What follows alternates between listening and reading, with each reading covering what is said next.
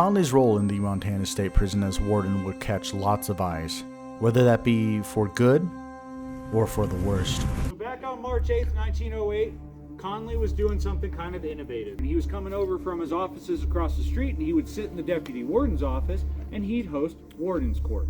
And he'd do it every Sunday and Wednesday. And what Warden's Court was he would see you face to face so you could air those grievances, and hopefully he would solve it right then and there. On the list that day for Warden's Court, we had two inmates, George Rock and William Hayes.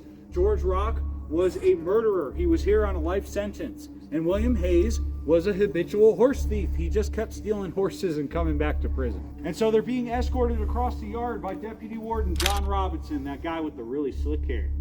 And as soon as they get into the building, George Rock takes off that belt and starts whipping him over and over again, cornering him in the room. While Hayes took out the pocket knife, ran into the deputy warden's office right up to Conley, put it to his throat and said, "Give me the keys or I'm going to cut your damn head off." He got up out of his chair, pulled that Colt pistol that you saw in that picture that he carried every day for 30 years in this town in front of every single inmate who came into this prison. He aimed it at Hayes, pulled the trigger, and hit Hayes right behind the right ear, knocking him to the ground, not killing him. Robinson comes running into the room. He says, "Conley, they got me," and he falls to the floor. And as he falls to the floor, Rock comes running through the door. So Conley pulls the trigger on the gun, and it blows the hat off of Rock's head. And so Rock picks up Robinson and starts using him as a human shield. But I already told you, Conley was an excellent marksman. He waited for his opportunity, and he got it. He pulled the trigger on that Colt pistol, and that bullet will go through the right lung of Rock, lodging in the left one, knocking him to the ground, not killing him.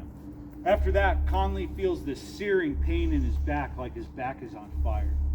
And as soon as he turns around, Hayes is up with that pocket knife and cuts him from ear to ear, missing his jugular by just 1/8 of an inch. That searing pain he felt in his back was Hayes stabbing him with that penknife over and over again. So what does he do?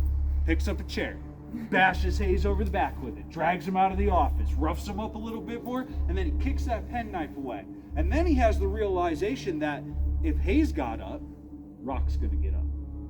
So he rushes back into the office, and it was too late. Rock was standing over Robinson, who was laying on a table, and he was hacking and slashing at his throat over and over again with another pocket knife that he had acquired. Now, Rock wanted a speedy trial, and he got one. About a month later, he was hanging on these gallows. Hayes would follow about a year after that.